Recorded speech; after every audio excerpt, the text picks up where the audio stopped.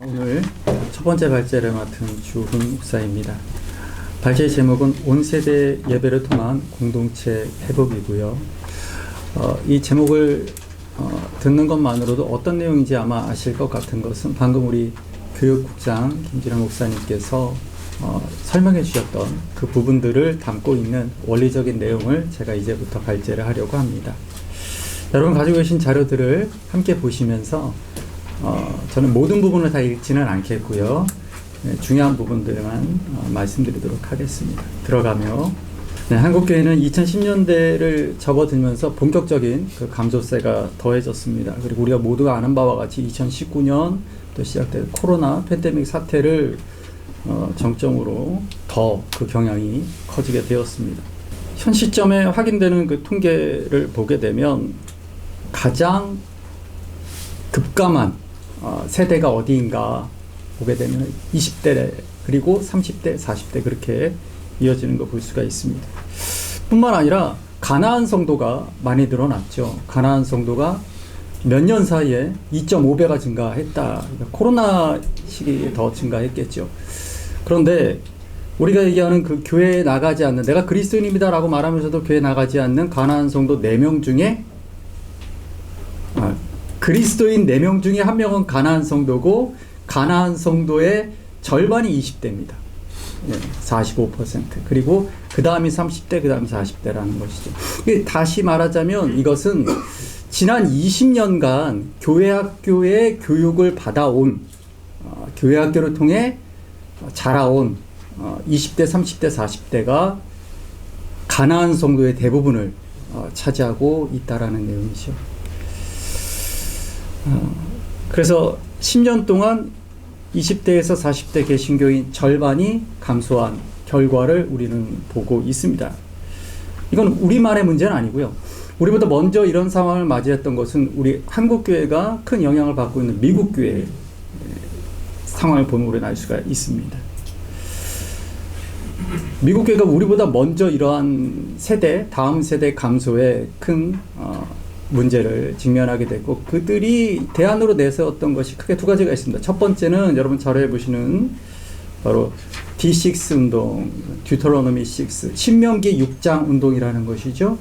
그러니까 다음 세대 자녀들의 신앙 교육의 책임은 교회 학교에 있는 것이 아니라 근본적으로는 가정에 있다는 것이죠. 근데 그동안 부모들이 그 책임을 교회에, 교육기관에 떠넘겨왔다라는 것이에요. 우리 자녀들의 신앙은 우리 교회의 목회자들이 혹은 교사로 헌신한 사람들이 책임지는 것이고, 내가 책임질 문제는 아니다라고 그동안 그렇게 방기시켰다라는 그러한 말씀입니다. 그러면서 여러분 자료에 남아있는 것처럼 그 D6 운동의 론 헌터는 그 뭐라고 이야기를 하냐면 영적인 진공 상태다 이렇게 표현을 하거든요. 자녀들의 신앙에 대해서 부모들이 자각을 하고 어떻게 할 것인가를 본격적으로 논의하게 되면서 같이 일어난 운동이 바로 세대 통합 예배라고 우리에게 알려진 인터제너레이셔널 워십입니다. 이 세대 통합 예배를 제가 이야기할 때 인터제너레이셔널 워십이라는 이 단어가 매우 중요한 이유가 뭐냐면, 이 개념이 처음 한국에 전파됐을 때, 알려졌을 때는 간세대 예배라고 처음에 알려졌습니다. 근데 그대로 번역을 한 거거든요. 인터라는 그 개념을 그대로 번역을 한 것입니다. 근데 그 후에 다시 최근에 우리 한국에 전파됐을 때는 이것이 세대 통합 예배라고 알려지게 됐죠. 근데 이게 뭐가 문제냐면, 이건 단순히 모든 세대가 통합하여 함께 예배드린다라는 개념이 아니거든요. 원래 이 간세대라는 그 의미 그대로 세대 간에 서로 영향을 주고받으며, 그러니까 통합한다 그래서 마치 모든 물감의 색들을 다 혼합하여서 검은색이 되듯이 그렇게 탁한 색이 되듯이 그런 예배를 얘기하는 게 아닙니다. 무지개와 같이 모든 색깔이 다 살아나는, 모든 세대가 생생하게 서로 영향을 주고받는 예배, 그게 원래 인터제너레이셔널 워십의 의미입니다. 그래서 온세대 예배라는 명칭을 쓸 것을 제가 제안을 드리는 것입니다. 이 온세대 예배의 가장 핵심은 이런 것이죠. 여러분 보시면 알겠지만 교회 예배가 있고요. 그리고 그 하나의 메시지를 모든 세대가 함께 듣고 세대별로 나눠지는 겁니다. 크게는 조부모 세대, 부모 세대, 자녀 세대가 나눠지게 되겠죠. 소그룹이라고 한다면 기존의 교회의 조직 구조를 그대로 이용하셔도 아무 상관이 없습니다. 구역도 좋겠고 목장도 좋겠고요. 순도 좋겠고요. 우리 자녀 다음 세대는 교회 학교, 청년부도 좋습니다. 단지 같은 메시지를 듣고 그 메시지를 세대별로 나누고 그리고 그 모든 것들이 가정으로 모인다라는 그 점이 가장 중요한 것입니다. 그러니까 D6 무브먼트와 인터제너레이셔널 월십이 같이 연계하는 게 바로 이 부분이에요. 교회는 가정의 신앙 교육을 위해 무엇을 할 것인가에 대한 부분이죠. 그러니까 교회와 가정이 함께 연계가 되는 것입니다. 힘을 합치는 것이죠. 이전에 교회에 전적으로 이름했었던 다음 세대 자녀들의 신앙의 교육을 부모들과 교회가 함께 만들어 나가는 것이죠. 뿐만 아니라 이 온세대 예배의 이 온이라는 이 말의 의미를 저는 한 3가지 정도로 여기 설명을 드렸는데요. 모두, 그리고 따뜻하다라는 온과, 그리고 영어 온은 라이브 온, 생명력 있는, 생생한, 역동적인 그런 의미를 담고 있습니다. 그런 예배를 온세대 예배라고 한다라는 것이죠. 저는 선교적 교회 미셔널 처치를 전공을 했는데 선교적 교회 예배에 대해 연구하면서 선교적 교회의 삼위일체 신학과 성육신 신학이 근간이 되는 온세대 예배에 대한 논문을 쓰게 됐습니다. 조부모 세대, 부모 세대, 자녀 세대, 3세대가 어우러져 추는 춤, 이게 페리코레시스적인 예배인 것이죠. 이 예배가 중요한 점이 뭐냐면 아까 우리 교육국장님께서 말씀하셨듯이 어떤 한 세대가 주체가 되고, 그러니까 부모의 예배에 자녀들이 종속되는 게 아니에요. 네. 모든 세대가, 부모 세대, 조부모 세대, 자녀 세대가 다 생생하게 서로 영향을 주고받는다. 인터의 개념이죠. 그래서 이 페리코레시스적인 상호 교통, 상호 내주, 상호 침투하는 이 개념이 예배 가운데 반영이 되는 것입니다. 이 개념을 가지고, 이 원칙을 가지고 예배를 디자인하는 것이죠. 그러니까 아이들한테 무슨 순서 하나 두 개 더 맡기고, 아이들한테 무슨 특별한 뭐 찬양 순서 맡기고 장기 자랑하듯이 그게 세대통합 예배다, 그게 아니고 우리 자녀 세대 역시 그 예배의 주인이 되어야 한다라는 것이죠. 조부모 세대도 마찬가지입니다. 아까 우리 국장님 말씀하시기에 40대부터 60대라고 했는데 60대가 지나고 70대 이상이 되면은 마치 교회에서도 그냥 물러나 있는 사람들처럼 아무런 능동적인 움직임이 없이 그저 수동적으로 따라가는 그런 모습들이 보이는데 그것이 아니다라는 것이죠. 온세대 예배는 오늘 우리는 교육국에서 진행하는 교육적인 측면을 많이 이야기하겠지만 향후에 이 온세대 예배에 대한 이야기를 하게 되면서 바로 그 조부모 세대, 70대 이후에 우리 조부모 세대 역시 예배 가운데 어떻게 능동적으로 참여하고 주체적으로 예배 가운데에서 혹은 교회 공동체 가운데에서 우리 조부모 세대를 어떻게 세워줄 것인가, 함께 어우러질 것인가에 대한 고민도 필요하다라고 생각합니다. 기독교 교육학적 근거는 뭐냐면 존 웨스터프 3세가 이야기했었던 문화화와 종교적 사회화입니다. 그러니까 예배를 함께 드린다라는 말은 무엇이냐면 그리스도인으로서의 문화화와 종교적 사회화입니다. 예배를 함께 드림으로써 우리 자녀들은, 우리 다음 세대는 그 예배를 통해서 마치 어린아이가 엄마, 아빠를 모방하여 모방학습을 통해 언어를 배워가듯이 그렇게 예배의 과정을 통하여 신앙을 습득한다는 것이죠. 책을 펴고 학습하고 외우고 암기하고 이런 것이 아니라 문화화시켜가는 가정 가운데에서 이루어진다라는 것입니다. 분리예배의 가장 큰 문제점이 바로 여기에 있다고 생각을 합니다. 분리예배를 통해서 교회, 학교 모든 과정까지 공동체와 분리되어 있었던 상황 속에서는 종교적 사회화가 이루어지지 않는 것이죠. 반려견이나 반려묘를 집에서 키우시는 분들은 아시겠지만 사회화의 시기를 놓치게 되면 무척 어려운 상황을 맞닥뜨리게 됩니다. 우리 다음 세대도 마찬가지입니다. 종교적인 사회화를 이루어야 할 그때 분리되어 있는 채로 시간들이 다 흘러가 버리게 되고 성인이 되었을 때 종교적 사회가 이루어지지 않은 채로 성인 예배에 합류하게 됩니다. 예배 공동체, 모교회에서도 정착을 못했는데 그들이 대학이라든가 취업이라든가 이런 걸 통해서 다른 교회로 가게 되었을 때 그 교회의 성인 공동체에 합류하여 정착할 확률은 더 떨어지게 되겠죠. 그러니까 교회 학교가 분리되어서 더 열심히 활동을 했었던 한 20년간, 한국교회 20년간 교회학교 교육을 얼마나 열심히 했습니까? 그러나 안타깝게도 우리가 아까 처음에 봤던 신문 기사처럼 가나안 성도의 대부분이 20대, 30대, 40대다 라는 거 무슨 뜻이냐면 정착을 못했다는 거예요. 성인 예배에. 그렇죠? 그러니까 교회 공동체, 한몸 공동체 안에 한몸된 지체로서 합류하지 못했다. 뿌리내리지 못했다. 왜 그랬을까? 그럼 존 웨스트우프 3세가 말했던 종교적 사회화에 준비가 되지 않았기 때문이다 생각을 합니다. 네, 오늘 이 온세대 예배라고 말할 때 그 세 가지 의미, 올, 그리고 따뜻한, 그리고 역동적인 이 세 가지 의미를 간단히 설명드리고 제 발제를 마치도록 하겠습니다.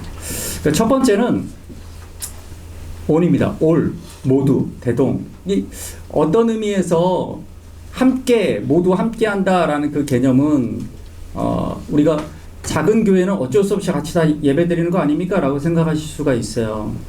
우리는 그것을 연합예배라고도 표현하기도 하고 통합예배라고도 표현하고 다양하게 표현할 수도 있겠지만 이 온세대 예배에서의 이 모두라는 개념은 온이라는 이 올이라는 이 개념은 저는 공동체를 이야기하는 것이죠. 공동체의 회복을 이야기하는 것입니다.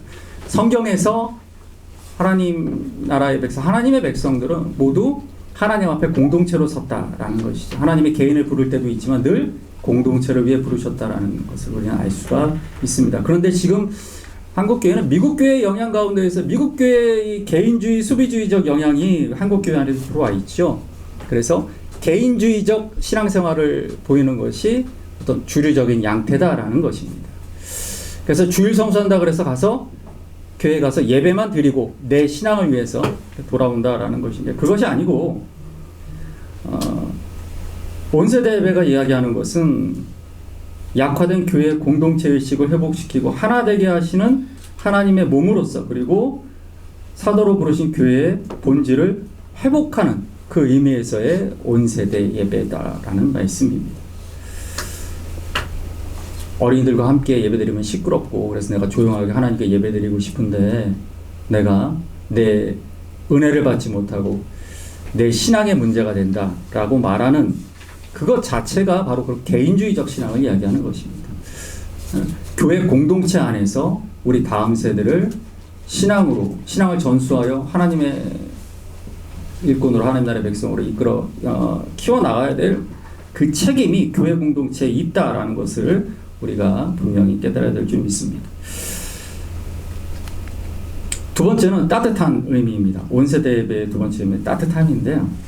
그 웨스트우프가 주장했던 기억세대, 현재세대, 비전세대라고 하는 이 3세대가 드리는 예배는 단순한 예배 방법론에 그치는 것이 아닙니다.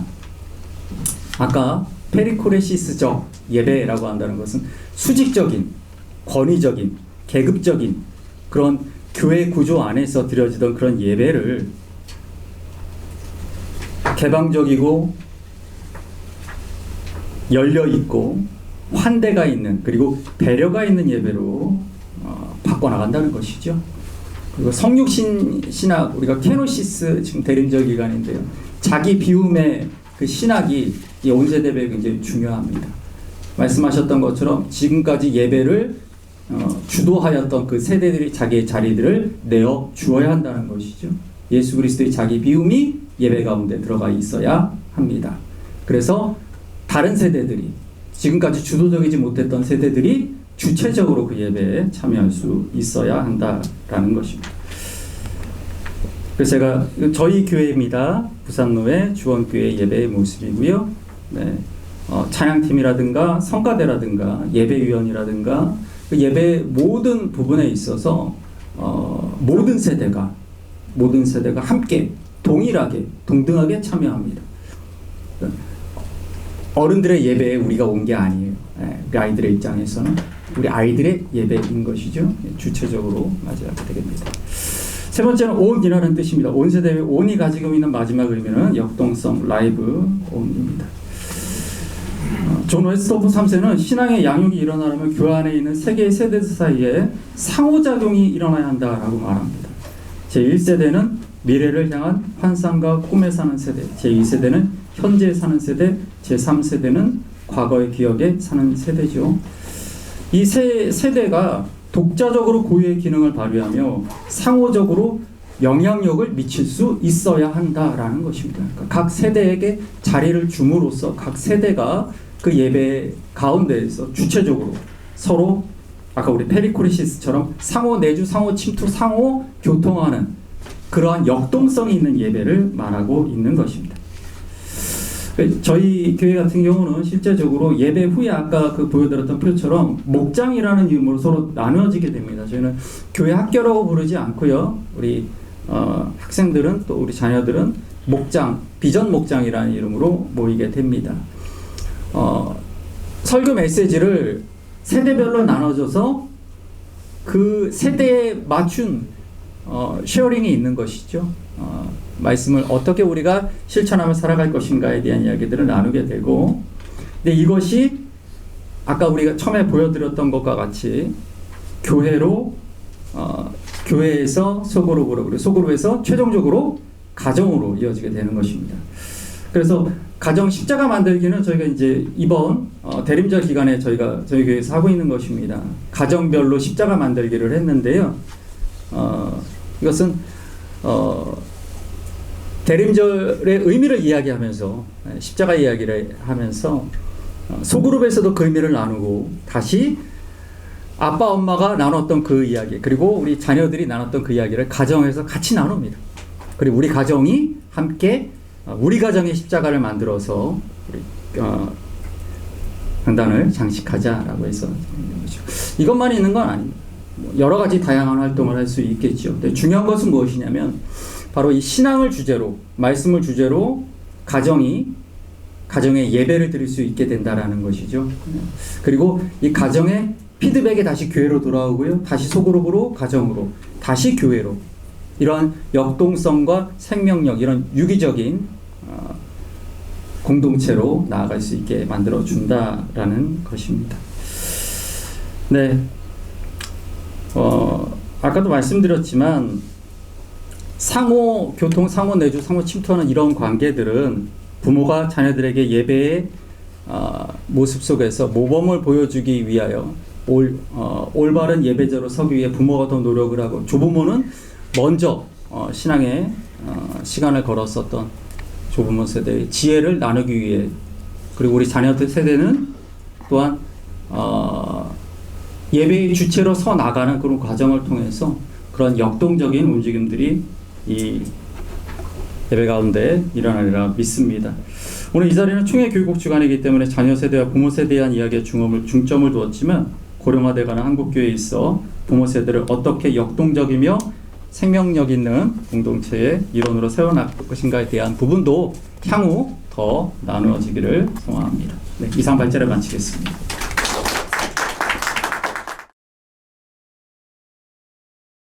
재밌는 얘기 하나 드리면서 말씀을 시작하겠습니다.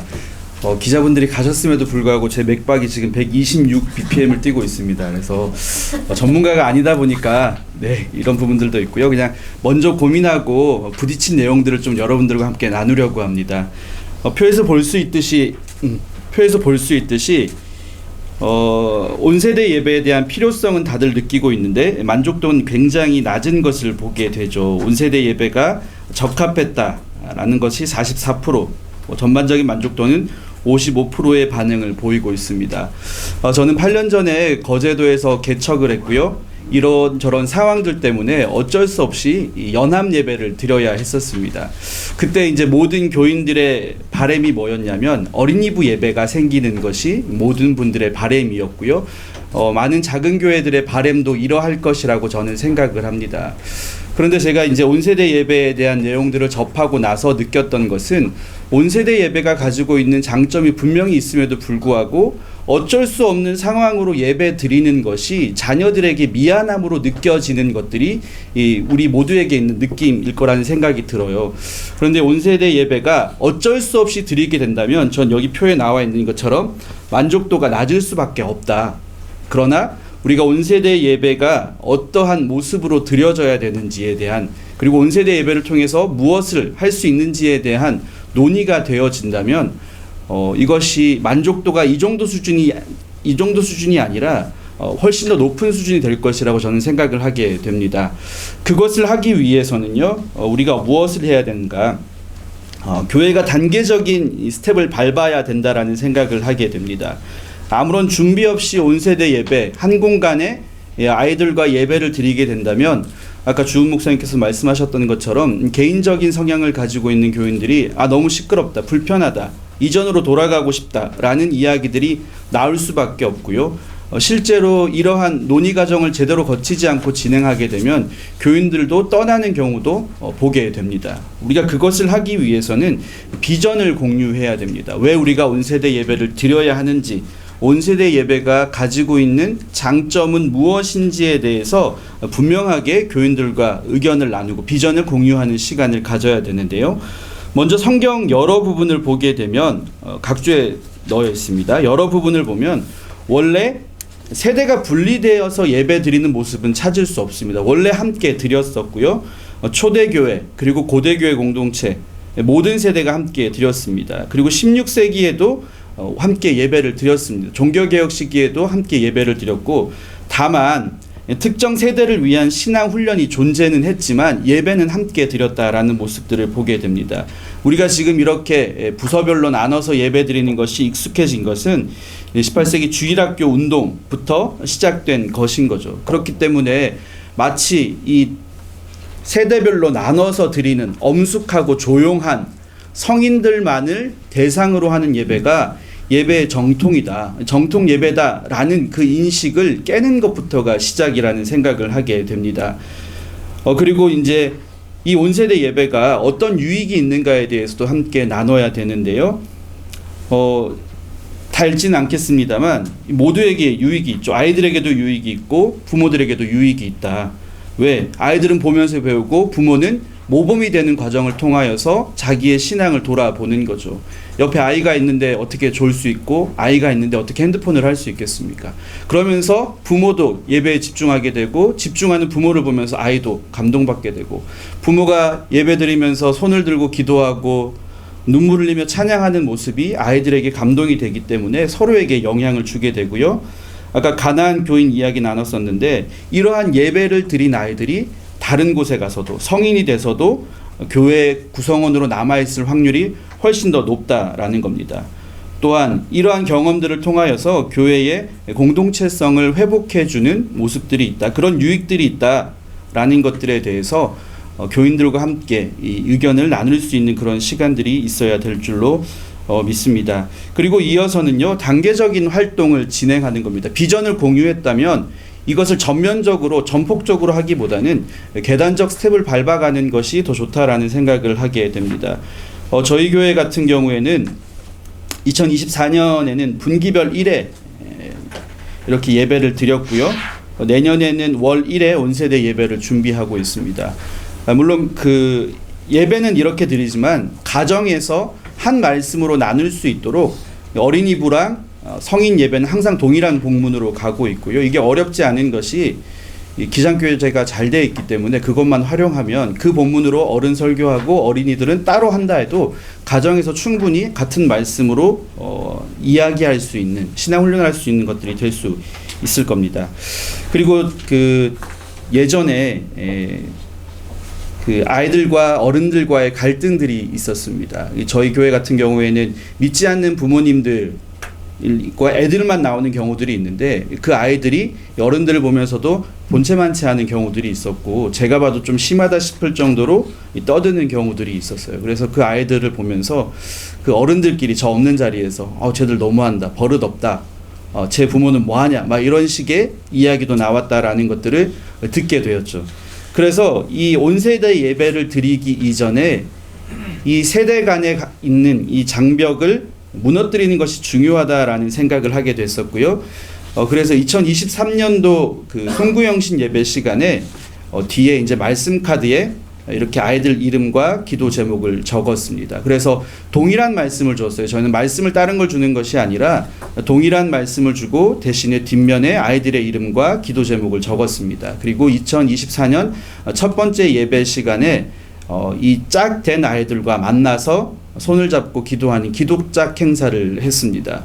그리고 이제 분기별로 예배를 드릴 때에는 이 아이들을 어른들과 함께 앉게 하려고 했는데 그건 좀 여러 가지 상황들로 좀 어려웠고 여기 교회 이모 있습니다, 교회 할머니 있습니다 라고 하면서 너 기도짝 할머니 알지? 이런 식으로 연결해주는, 그래서 쳐다보게 하는 그런 시간들을 가졌었고요. 어버이날과 어린이 주일 그때에는 이 어른들한테 내 기도짝 아기한테 초콜릿이나 과자 같은 거 갖고 와서 챙겨주시라고 하면서 그때는 만나서 이제 같이 손잡고 기도하는 그런 시간들을 가졌습니다. 물론 이게 지속성을 가진다는 게 쉽지 않아요. 특별히 저희 교회 같은 경우에는 믿지 않는 부모님들 밑에서 나오는 아이들이 있어서 연중에 안 나오기도 하고 막 이러면서 좀 이것이 연말까지 이어지지 못하는 모습들이 분명히 있긴 있었는데 어쨌든 이런 식으로 해서 세대 간의 이 장벽을 좀 허무는 그런 시간들을 갖게 되었습니다. 이러한 것을 거친 다음에 가정에서 예배할 수 있도록 도와주는 작업들을 하게 되었습니다. 표에서도 볼 수 있듯이 본인들이 신앙의 주체라는 것은 알고 있습니다. 근데 하냐? 안 하고 있죠. 네. 68%가 자기라는 책임이라는 것을 알면서도 안 하고 있습니다. 왜 안 하냐? 시간이 없고 방법을 모른다라는 이야기를 하고 있어요. 다 부모 탓입니다. 네. 신앙인 내가 확고하지 않아서, 자녀의 학업이 우선이라서, 이제 부모의 책임 때문에 결국 가정에서 어떠한 신앙 교육도 되고 있지 않는 것이죠.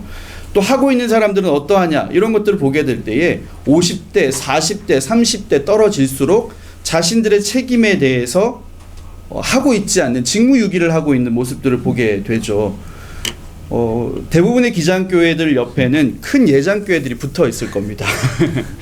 저희 교회 옆에도 거제에서 가장 큰 이제 예장교회가 붙어 있고, 뭐 이런 부분들이 있는데, 뭐 인근에 있는 목사님들을 얘기하게 되면은, 엄마 아빠는 자기 교회를 나오지만 자녀들은 옆에 있는 큰 교회를 보낸다라는 거죠. 뭐 어와나도 하고 뭐 이것도 저것도 하고 이러면서 그 교회를 보낸다라는 이야기를 하고 있는 모습들을 어렵지 않게 보게 되는데, 이때에 우리는 그러면 그 사람들 그 아류로 쫓아가야 될 것인가? 저는 그게 아니라고 생각을 하거든요. 신앙의 그 원 모습을 회복해 나가는 것이 오히려 더 맞는 방법이다라는 생각을 하게 됩니다. 그래서 이 세대들에게 우리가 무엇을 해줘야 되냐? 가정 예배의 중요성에 대해서 인식시켜줘야 된다라는 거죠. 8페이지 이제 표를 보게 되면은 가정 예배 드린 사람과 드리지 않은 사람들의 신앙 성숙도를 나타낸 것이 있습니다. 뭐 가정 예배를 드린다고 다 신앙이 성숙되는 건 아니지만 그렇지 않은 사람들보다 상대적으로 높은 비율의 성숙도를 나타내고 있습니다. 근데 그럼에도 불구하고 앞에 이거 표는 없는 내용인데요. 보게 되면은 가정 예배 얼마나 드리냐라는 것을 얘기했을 때 80%가 드리지 않고 있다라는 겁니다. 네, 여기서도 80%는 안 드릴 가능성이 높다라는 이야기죠. 이 중요한 그 신앙의 자산, 이 가정이라는 기독교 교육의 터전에서 교회가 아무런 책임을 감당하지 않고 여기에 대한 위기의식도 느끼지 않는다라는 겁니다. 교회 행사할 때 동원되는 건 중요하게 여기지만 가정에서 가정예배 드리는 것에 대해서는 교회가 얼마나 관심을 가졌는지에 대해서 돌아볼 필요가 있는 것 같아요. 제가 뭐 사역했던 교회들이나 주변에 사역하고 있는 교회들을 들어보게 될 때에 가정예배에 대해서 포커스를 맞추는 경우들을 사실은 접하기 굉장히 어렵습니다. 근데 코로나 시국을 지나면서 가정 예배가 되었던 교회들은 흔들리지 않았다라는 것들을 보게 되거든요. 그래서 우리가 회복해야 될 것은 가정 예배고, 그 가정 예배를 회복할 수 있는 아주 좋은 방법이 온세대 예배다라는 겁니다. 온세대 예배를 드리고 그것을 가지고 주은 목사님 교회에서 하고 있는 것처럼 교회에서 소그룹 활동을 통해서 말씀을 소화하는 거죠. 부모님들이 가정에서 가정예배 드리기 힘들어하는 이유가 말씀 때문인데, 여기서는 이제 소그룹을 통해서 받은 은혜를 나누면 되는 거죠. 목사님처럼 설교할 필요가 있는 것이 아니라 받은 은혜를 나누고, 엄마 아빠만의 개인적인 은혜가 아니라 많은 분들의 은혜를 나누게 된다면 훨씬 더 풍성하게 되는 것이죠. 그래서 교회에서는 가정 예배를 드릴 수 있도록 온세대 예배를 드리고, 그것을 보조하는 방법으로 소그룹 모임을 활성화시켜 주는 겁니다. 뭐 목장도 좋고 구역도 좋고 어쨌든 그런 식으로 하게 되고요. 주원교회에서는 매주 하고 있다고 이야기를 하고 있고, 저희 교회 같은 경우는 격주로 진행을 하고 있습니다. 그래서 한 주 동안 어떻게 살았는지, 한 주 동안 어떻게 살 건지 이렇게 나눠서 한 달을 이렇게 커버하면서 가고 있고요. 두 번째 방법은 예배 순서지, 뭐 나눔지, 이런 것들을 나눠 주는 거죠. 구체적으로 할 수 있도록 방법을 제시해 주는 겁니다. 온세대 예배하면 가장 유명한 교회라고 할 수 있는 이제 세대로 교회 같은 경우에서는요, 이렇게 주보 한 면에 이렇게 기록해 주고 있습니다. 일어날 때 자녀들에게, 길을 걸을 때, 앉았을 때, 누웠을 때 어떤 말을 할지 말씀을 토대로 한 주 동안 자녀들과 이야기하고 한 주 동안 축복할 수 있게끔 합니다. 그리고 밑에서는 가정 예배, 그리고 가정 활동, 이렇게 해가지고 한 주 동안 말씀을 온전히 살아낼 수 있게끔 도와주는 것이죠. 우리가 말씀을 몰라서 안 하는 게 아니라 말씀을 너무 많이 알아서 안 하는 것들이 있는데, 한 주 동안 여러 편의 설교를 듣는 것도 중요하지만 한 편의 설교를 한 가정이 함께 살아내는 것이 훨씬 더 효과 있고 말씀대로 살아가는 과정이 될 수 있기 때문에, 이 세대로 교회 같은 경우에서는 이렇게 매주 대화 내용들을 적어주고 있는 것을 보게 되고요. 이게 어떤 의미에서는 쉬우면 쉽다라고 말할 수 있는데, 저 같은 경우에는 이런 것들을 좀 하기가 조금 버겁게 느껴졌습니다. 제가 게을러서 그런 걸 수도 있는데, 그래서 저 같은 경우에는 저희 교회에서는 이렇게 나눔지를 나눠주고 있습니다. 일주일에 2번 정도 할 수 있게끔 나눔지를 주고 있고요. 이 포맷은 계속 같이 유지를 하되, 다만 이제 시작 기도는 절기 때 맞춰서, 상황에 맞춰서 기도문만 변화시켜주고 있습니다. 그래서 말씀을 함께 읽고 말씀을 나누고 또 받은 은혜를 나누고 같이 가족끼리 축복하는 그런 시간들을 할 수 있도록 이 자료들을 제공하고 있습니다.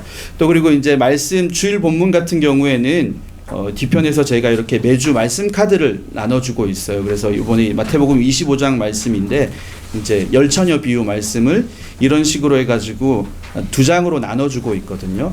그래서 앞에서 말씀 읽고 말씀 카드 읽고 이렇게 2번, 그러니까 한 하루는 그냥 말씀만 여러 번 읽고 암송하는 거고요. 또 한 날은 말씀 카드를 읽고 부모님들이 받은 은혜를 나눠주고 라고 하면서 말씀을 그런 곱씹는 시간들을 갖도록 도와주고 있습니다. 이렇게 교회에서 가정 예배의 중요성에 대해서 이야기해 줄 필요가 있고, 또 뭐 상황에 따라서는 점검하는 점검표도 만들 수 있고, 뭐 송구영신 예배 시간이나 어떤 예배 활동들을 통하여서 우리 가정이 이렇게 회복됐다라는 내용들을 함께 나누는 과정들을 통하여서 가정 내에서 예배 드리는, 가정 내에서 신앙교육하는 것이 얼마나 큰 유익이 있는지에 대해서 교인들과 지속적으로 나누는 이 제도적인 장치도 마련하는 것이 필요하다라고 생각을 하게 됩니다. 이렇게 교회에서 제공해 줬을 때 가정은 무엇을 해야 되는가라는 것들을 보게 되는데요.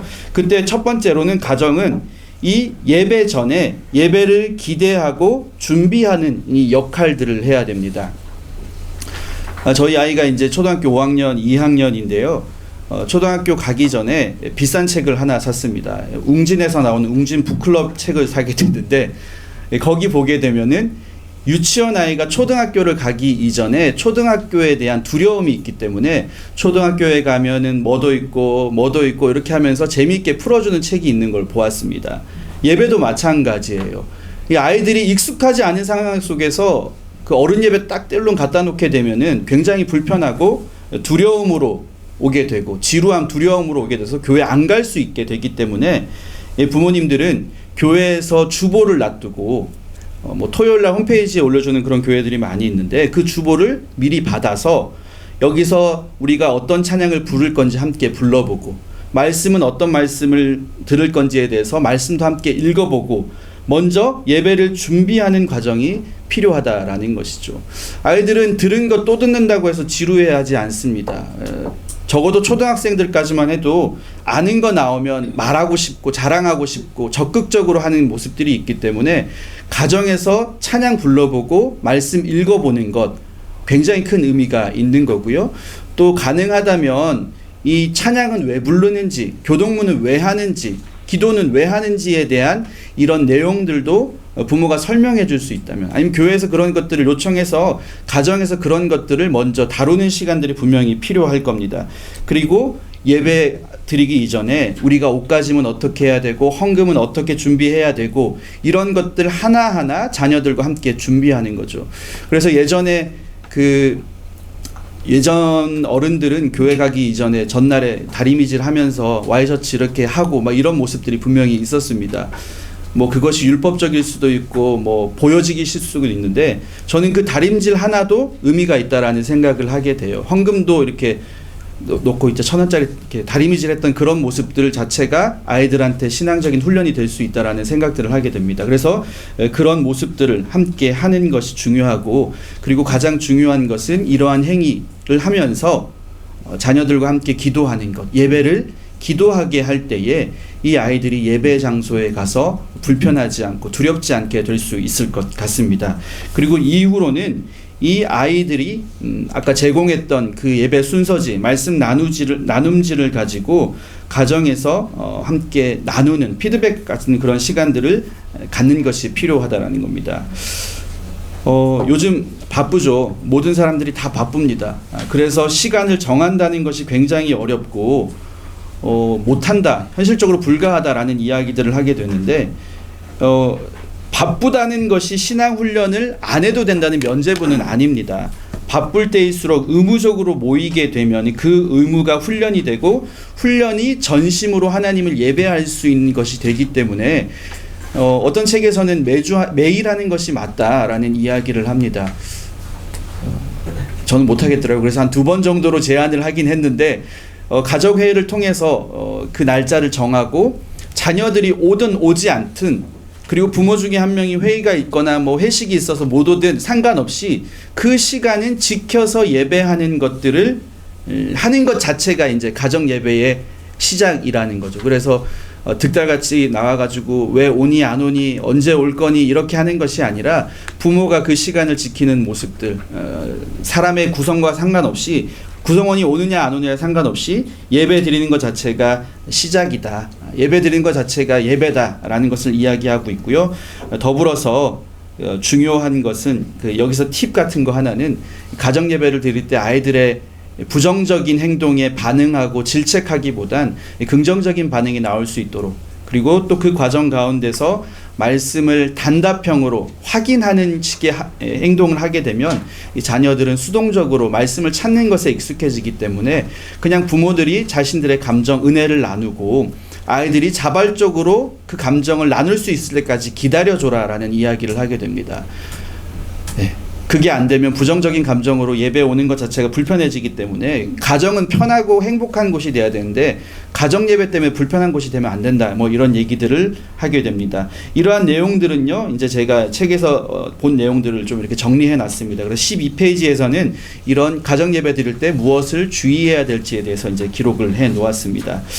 마지막으로 이제 나가며 말씀을 잠깐 드리겠습니다. 온세대 예배는 형태가 아닙니다. 방법도 아니고 이벤트도 아닙니다. 제가 이 온세대 예배에 관심을 가지고 자료를 찾고 사례를 본 과정 가운데서 이벤트 했던 교회들은 지속성이 없었습니다. 금방 없어졌습니다. 근데 삶으로, 가정으로 연결된 교회들은 지속성을 가지게 된 것을 보았고요. 또한 이 온세대 예배라는 것은 가정이 먼저 하나가 되고 그 하나 된 가정이 교회라는 공동체에서 모여서 교회가 하나 되는 모습으로 회복되어져 가는 것입니다. 그래서 우리 이 모든 교회와 가정에서 자신들의 역할을 잘 감당할 때 이 교회가 주님 안에 하나, 또 그 가정이 하나, 큰 가정으로서의 교회를 회복할 수 있으리라고 생각을 하게 됩니다. 네, 이상으로 발제 마치겠습니다. 양천교회에서 부목사로 심우하고 있는 문성미 목사라고 합니다. 사실 앞선 두 분은 이제 담임 목사님이신데 저는 이제 부목사로 이 자리에 참석하게 돼서 내가 무슨 말을 할 수 있을까 이제 고민을 했는데, 아마도 한 200명에서 한 400~500명까지 규모의 교회에 계신 부목사님들도 이 온세대 예배에 대한 고민이 많으실 거라고 생각을 합니다. 그래서 부목사로서 경험했던 것들에 대해서 좀 이야기를 나누려고 하는데요. 앞에서 이미 온세대 예배가 우리가 어떤 마음을 가지고 준비해 가야 되는 예배인지에 대해서는 이제 너무 설명을 해주셔서 잘 설명해 주셔서 이해가 다 되실 거라고 생각하고요. 저는 좀 더 강조드리고 싶은 게, 어쨌든 우리가 이 온세대 예배를 유행처럼 따라가는 예배도 아니고, 또 미래 성도를 확보하기 위해서 한 프로그램도 아니다. 이것을 좀 더 명확하게 기억하면 좋겠고요. 그렇기 때문에 이제 이 논의의 장이 처음 열렸는데, 앞으로 우리가 이제 이 모임들을 더 지속해 갈 때 예배 모범을 나눈다거나 자료를 공유한다거나 하는 그 방법적인 면에서만 그치지 않고 더 창의적인 이야기들이 많이 나오면 참 좋겠습니다. 그런 바람으로 준비를 했고요.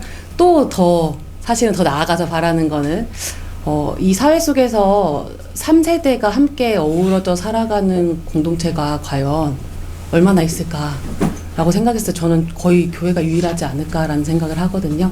그래서 다시 한번 이 교회가 사회 속에서 다시 한번 선구자적인 역할을 좀 할 수 있었으면 좋겠습니다. 그래서 저의 경험에 대해서 나누도록 하겠습니다. 저는 이제 3세대 연합예배라는 용어를 썼는데요.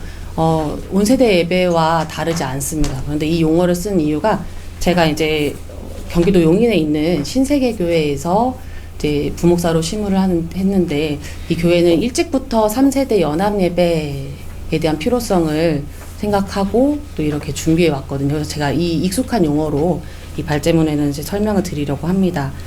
3세대 연합예배는 말 그대로 조부모 세대, 부모 세대, 자녀 세대 3세대가 함께 드리는 예배를 의미합니다. 근데 가정의 단위를 떠나서는 노년 세대, 장년 세대, 다음 세대라고도 이해할 수 있겠죠.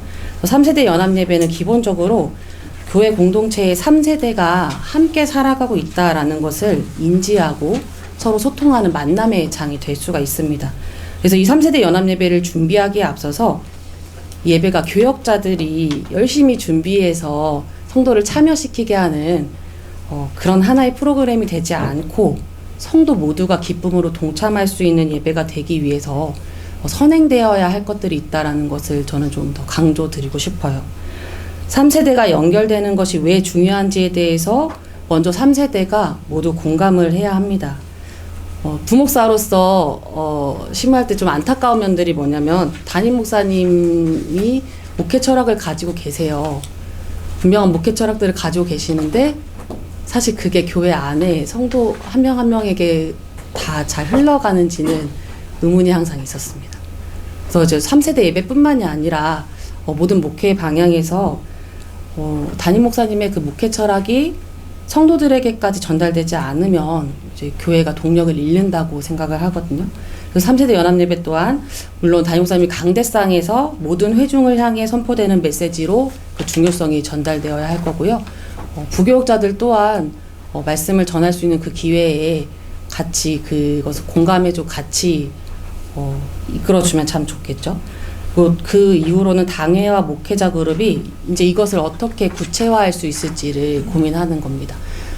이때도 당회는 그저 관리 감독하는 역할이 아니라 같이 발로 뛸 수 있는 방법이 무엇일까를 찾아주는 역할로 동참하기 때문에 굉장히 기쁘게 더 참여해 주시더라고요. 그리고 각자 속한 기관과 부서에 전달이 돼야 되겠고요. 또 여기에서 그치지 않고 교회 리더들은 성도들과 가장 가깝게 소통할 수 있죠. 교회 리더들이 성도들과 소통하면서 성도들에게서 오는 그 반응을 또 목회자 그룹과 나눠주어야 합니다. 그래서 왜냐하면 우리가 좋은 방향이라고 설정하고 가지만 그것들이 현실적으로 우리 성도들 삶에서 이렇게 하면 더 좋겠어요라는 뭐 아이디어가 나온다던가 대안들이 나온다면 또 그렇게 방향 선회해서 갈 수도 있겠죠. 목회 그 철학에서 벗어나지만 않는다면요. 그래서 이렇게 준비하는 과정부터가 서로 소통이 돼야 한다라고 생각을 하고요. 3세대 간의 만남과 접촉점을 늘려가야 합니다. 예배로 만나기 이전에 이 만남과 접촉점이 있다면 훨씬 풍성한 예배로 만들어갈 수가 있습니다. 보통 작년 세대와 다음 세대가 만나는 자리는 여름 행사 발표회, 또 이제 곧 다가오고 있는데 성탄 전야 축제 정도가 있죠. 굉장히 좀 일방적인 시간이 되기가 쉽습니다. 다음 세대가 준비를 하고 작년 세대는 지켜보는 거죠. 그런 구조인데 이러한 형태를 만남이라고 볼 수 있을까 좀 의문이 듭니다. 그래서 작년 세대 이제는 역발상으로 좀 작년 세대와 노년 세대가 다음 세대에게 다가가는 구조가 필요하다라고 봅니다. 그래서 이제 신세교회 사례를 말씀드리는데요. 여름상경학교와 수련회에 다음 세대 서포터즈를 모집을 합니다. 보통은 이제 여름 이제 행사들도 다음 세대만의 행사로 끝나는 일이 많은데 이 서포터즈를 모집하면 교사뿐만이 아니라 이제 교회에 많은 이제 작년 세대와 노년 세대가 함께 참여할 수 있거든요. 사진에 보시면요, 잘 보이시는지 가려집니다. 이 게시판에 보면은 서포터즈를 모집하는 이제 이 표가 있습니다. 여기 직접적으로 그 교회 로비에 이렇게 게시를 해놓으면은 동참할 수 있는 부분에 성도님들이 이렇게 표시를 해주세요. 본인의 이름을 써주시고 그럼 다음 세대가 한번 이제 또 조율을 거치고 해서 교사들뿐이 아니라 청년과 장년, 노년 모두가 참여할 수 있다. 그래서 직접적으로 어떻게 참여를 하냐? 중보기도가 가능합니다. 아이들의 여름 행사가 진행될 때 예를 들어 정말 발로 뛰어주기 어려운 어르신들은 이렇게 중보기도를 중보기도도 이제 다음 세대에서 어떤 기도 제목을 이제 공유를 하면은 아이들 사진과 함께 공유를 해주시면 우리 어른들은 중보기도로도 동참을 하고요. 또 옆에 보시면 환영이라고 있죠. 교사들이 정말 많은 부분에 다 손을 뻗치기가 어렵잖아요. 이제 서포터즈로 지원을 해주시는 분들이 이렇게 환영도 해주고 사진도 찍어주고 안대위원도 서고 주차 봉사도 하고 아주 보이지 않는 구석구석까지 서포터즈가 함께 해준다면 더 풍성한 만남이 됩니다. 그리고 기도 파트너가 있습니다. 우리 아까 백명호 목사님 기도 짝에 대해서 말씀해 주셨는데요. 이미 많은 교회들도 기도 짝을 지금 시도하고 있는 것 같아요. 신세계교회에서는 기도 파트너라는 이제 이름을 지어서 청년, 장년, 노년 세대가 다음 세대와 연결이 되는 거예요.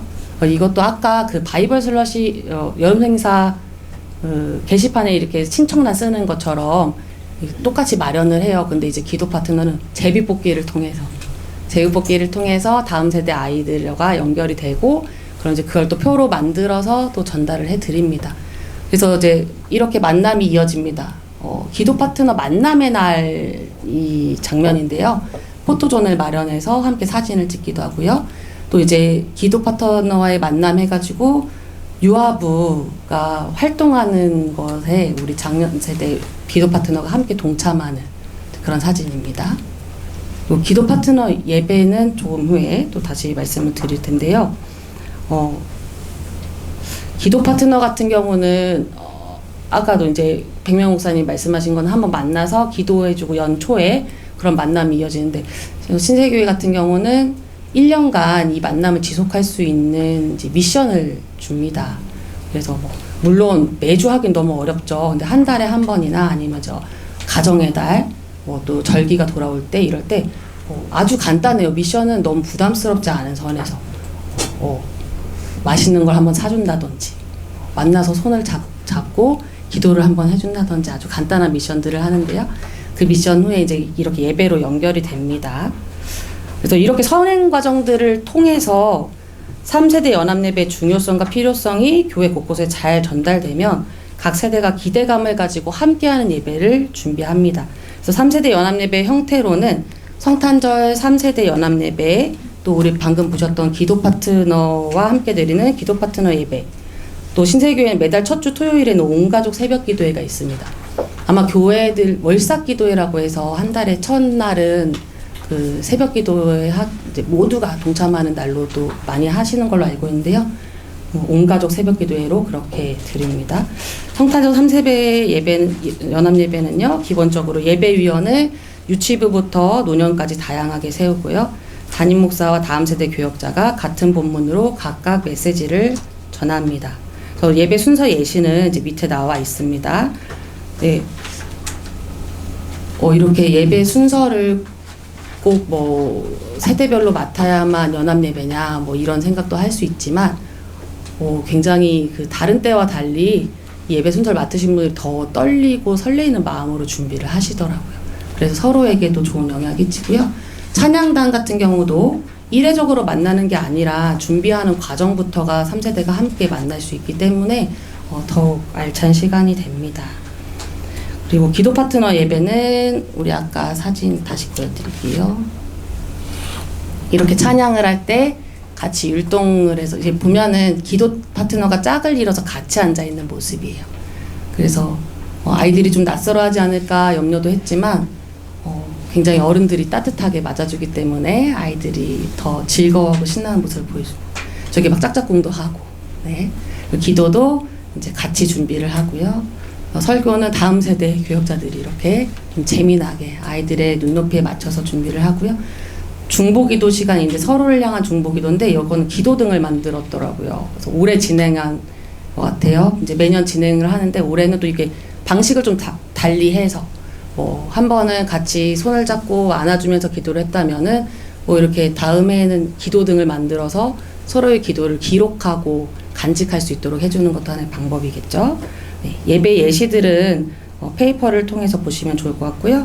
온가족 새벽기도회는 이제 보시면 찬양도 우리 다음 세대 친구가 함께 참여를 했고요. 원래는 이제 성찬식과 축복 안수기도가 있었습니다. 그런데 더 확장시켜서 아이들이 참여를 하기 때문에 애찬식을 또 함께 진행을 하고 이렇게 해서 어른들은 성찬식 동시에 진행을 합니다. 축복기도를 해요. 근데 보시면은 가족이 아니어도 앞뒤 양옆에 있는 장년이 우리 다음 세대를 위해서 이렇게 기도해 주기도 하고 서로를 위해서 기도를 해줄 수 있습니다. 네. 이렇게 해서 3세대 연합예배는 이렇게 다양한 형태로 진행을 하고 기본 골조와 그 취지는 똑같이 유지하되 다양한 방법들을 더 동원할 수가 있겠죠. 그리고 3세대가 연결되는 이제 목회에서는 예배뿐만이 아니라 선교 또한 굉장히 좋은 역할을 합니다. 관심 있는 소수만이 참여하는 선교가 아니라 성도 모두가 관심을 기울이고 동참해야 되는 영역이 바로 이제 선교인데요. 다음 세대도 예외가 되지 않습니다. 보시면 김경미 선교사님이세요. 우리 교단에. 네. 김경미 선교사님이 인도에서 선교를 하시는데 교회 오시면 보통은 그 작년 세대 예배에 선교 보고를 하고 끝나잖아요. 근데 그러지 않고 다음 세대 예배에도 참석을 하셔서 선교 보고도 하시고 이렇게 아이들과 소통하는 시간을 갖습니다. 그래서 선교사님이 그냥 교회의 선교사님이 아니라 우리 선교사님이 될 수 있도록 그렇게 돕는 과정이고요. 또 어른들이 해외 단기 선교를 가거나 아웃리치를 갈 때 옆에 보시면 또 중보기도를 하고 있죠. 항상 중보기도로 뒷받침을 합니다. 중보기도는 노년 세대뿐만 아니라 정말 다음 세대 친구들까지도 참여할 수 있는 좋은 통로예요. 그래서 어른들이 선교를 나갔을 때는 다음 세대가 또 어른들을 위해 기도하고요. 또 지역 선교를 진행을 하는데 부활절과 추수감사절, 주일 이렇게 해서 지역 선교를 다양한 모습으로 합니다. 지역에서 요청하는 선교를 하는데요.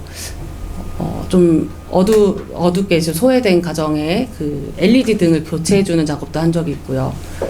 김치를 만들어서 전달하는 과정도 있었는데 어렵잖아요. 이 또한 어린이들이 참석하기가. 그렇다면은 우리 친구들은 제가 여기 사진을 빼먹었나요? 빼먹었군요. 이게 친구들이 찬양단을 또 만들어서 앞에서 어른들이 할 때 막 찬양으로 응원해 주기도 하고요. 간식을 또 포장해서 어른들께 전달하게 돼요. 그러니까 꼭 직접적인 선교가 아니더라도 우리도 여기에 마음 모으고 있어요 라는 표현을 할 수 있도록 마련을 하는 거죠. 그리고 이제 줍깅 같은 거는 너무나 아이들도 쉽게 참여할 수 있는 선교고요. 옆에 보시면 다음 세대도 아웃리치를 나갑니다. 그래서 저희 동역교회인 군산 나포교회 이제 그 나포 지역에 있는 어른들을 만나서 우리 친구들이 다과도 나누고 어깨도 주물러 드리고 또 이제 낙후된 버스 정류장을 페인팅을 또 해드리고 또 이제 농사를 하는 지역이기 때문에 이렇게 도와드리고 이때 다음 세대와 청년이 아웃리치를 할 때는 작년 세대가 또 동참합니다. 여기 작년 세대 아웃리치 동참 사진에는 사실 담임 목사님이 계신데 누군지 말씀드리지 않겠지만 여기 담임 목사님도 같이 참여하고 계십니다. 옆에 보시면 또 이제 어른들이 아웃리치 동참해서 요리도 같이 해주시고 보시면 되게 너무 훈훈한 모습들이죠. 이렇게 그러니까 다음 세대가 어른의 아웃리치에 동참하는 것뿐만이 아니라 이제 장년들이 또 다음 세대의 아웃리치에도 동참할 수 있는. 그러니까 예배뿐만이 아니라 이렇게 선교의 영역에서도 함께할 수 있다라는 것을 여러분 기억해 주시면 좋겠습니다. 그래서 3세대가 연결되는 목회의 지향점은요. 아까도 이제 계속 말씀하셨어요. 교인 수가 뭐 적어서라든지 목회자의 수급이 부족해서 어쩔 수 없이 선택하는 수단이라든지 뭐 우리가 그렇게 생각할 수 있지만 교회는 본래 한몸 공동체라는 것을 기억하면 좋겠습니다. 온 세대가 함께 예배드리고 소외되는 지체 없이 서로를 돌보는 공동체가 되어야 하는 게 교회의 모습입니다. 그렇기 때문에 세대가 연결되는 공동체의 신앙 경험을 이벤트성을 갖는 프로그램이 아니라 체질로 자리 잡는 프로세스로 만들어 가야 합니다. 마치는 글을 읽으면서 마무리하도록 하겠습니다. 그 후에 내가 내 영을 만민에게 부어주리니 너희 자녀들이 장래일을 말할 것이며 너희 늙은이는 꿈을 꾸며 너희 젊은이는 이상을 볼 것이며 요엘 2장 28절 말씀입니다. 하나님이 요엘 선지자에게 주신 말씀은 오늘날을 살아가는 우리에게도 가슴을 뛰게 하는 말씀입니다. 비록 이방 민족들의 압제에 처참히 무너진 현실 속에서 주신 말씀이지만 하나님은 그 상황 속에서도 자녀들, 늙은이, 젊은이 모든 세대에게 하나님의 영을 부어주시고 같은 곳을 바라보게 하셨습니다. 장래일, 꿈, 이상 모두 미래를 향한 소망입니다. 특정 세대에게 주신 것이 아니라 모든 세대에게 미래를 향한 소망을 약속하셨습니다. 온 세대 예배를 통해 모든 세대가 소통하며 같은 이상을 보고 하나님의 약속을 성취해가는 그런 교회 공동체가 되기를 바랍니다. 네, 감사합니다.